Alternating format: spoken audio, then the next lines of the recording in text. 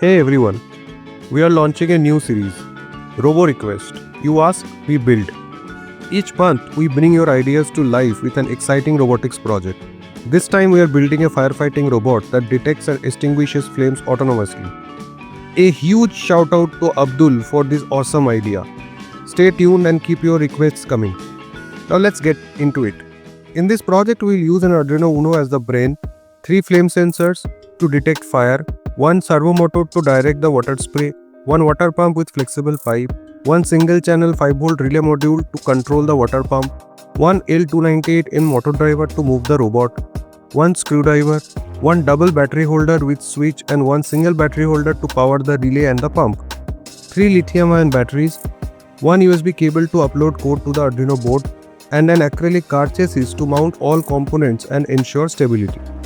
If you want to learn how to assemble the 4-wheel acrylic chassis, click on the I button above. We have already uploaded a detailed video tutorial to guide you step by step. Now let's assemble the circuit. Place the L298N motor driver on the top side of the chassis. Use double-sided tape to secure it firmly. The L298N motor driver has 2 output channels, labeled as out 1, out 2, out 3 and out 4. Now pick one wire of motor 1 and one wire of motor 2 diagonally. Insert it in output 1 of motor driver. Then pick the other wire of motor 1 and motor 2 and insert it in output 2. Similarly, connect the motor 3 and 4 to output 3 and 4. Take the double battery holder and paste it here. Insert this red wire in the plus 12V slot and tighten the screw. Similarly, insert the black wire in the ground slot of the motor driver. Now fix the Arduino board here. First of all, power the Arduino from the motor driver. To do so, insert one wire from plus 5V slot of motor driver to the VIN pin of Arduino and insert one wire from GND of motor driver to the GND of Arduino. Don't remove these clips. Now connect the control pins of L298N motor driver to the Arduino. IN1 to pin 5, IN2 to pin 6, IN3 to pin 9, IN4 to pin 10. Take the breadboard. Instead of this full breadboard, we can just use these power rails only. Let me paste it here. Now power this breadboard by connecting the 5V pin of the Arduino to its positive side and GND pin to the blue rail of the breadboard. Now paste the 3 flame sensors to the front of the chassis. One in the center, one on the left and one on the right. Connect their VCC to the positive rail of the breadboard. Connect their GND to the negative rail of the breadboard so that they get powered.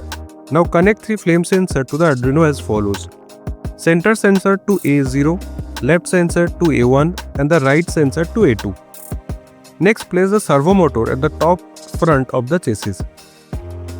Connect its power and ground wires to the positive and negative rail of the breadboard. Connect its signal wire of the servo motor to pin 3 to the Arduino. Mount the relay module and single battery holder here.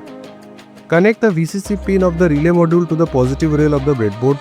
Connect its GND to the negative rail of the breadboard. Connect its IN pin to an available digital pin on the Arduino like pin D7. The COM and NO, that is normally open pins, should be connected to the battery holder and water pump. Place the water pump at the rear of the chassis. Connect its positive terminal to the COM terminal on the relay. Now we need to power the pump. Connect the red wire of the battery holder to the NO terminal of the relay. Connect the negative terminal of the pump to the negative terminal of the battery holder. Make sure to double check your connection with the circuit diagram. Now our circuit is ready and we need to add the code. Download the code and library files given in the description below. Open the code file if you have already downloaded the Arduino IDE, otherwise download the Arduino IDE first. We start by including the servo.h library. This library allows us to control the servo motor, which plays a crucial role in directing the water spray to extinguish the fire. Next, we define the pins for the flame sensors, motor driver, relay module and servo motor. These pin definitions help us easily refer to the connections throughout the code. We set a threshold value for flame detection. If the sensor readings drop below this value, the robot considers it as fire detected. This threshold can be adjusted based on your sensor sensitivity. In the setup function, we initialize all the components. We set the motor pins and relay as output, attach the servo motor and ensure all devices are in their default states. Now we move on to the loop function, where we continuously read the flame sensor's value and decide how the robot should behave based on those readings. If the center sensor detects fire, the robot moves forward and activates the water pump. If the left sensor detects fire, the robot turns left and activates the pump. Similarly, for the right sensor, it turns right and activates the pump. If no fire is detected, the robot stops and ensures the water pump is off. To control the movement of the robot, we define functions for moving forward, turning left and turning right, and stopping. These functions use the motor driver pins to control the direction of the motors. When fire is detected, the activate water pump function turns on the relay to start the water pump.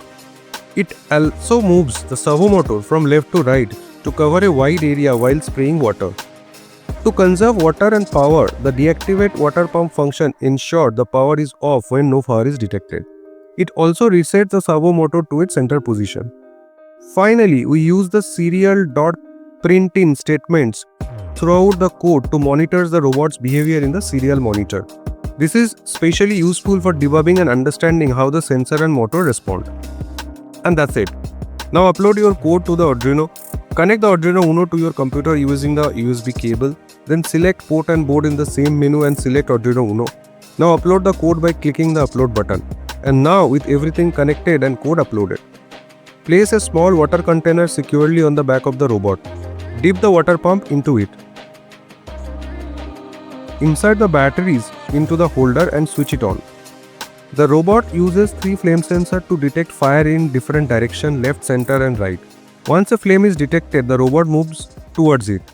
When near the fire, the robot activates its water pump and sprays water and extinguishes the flames.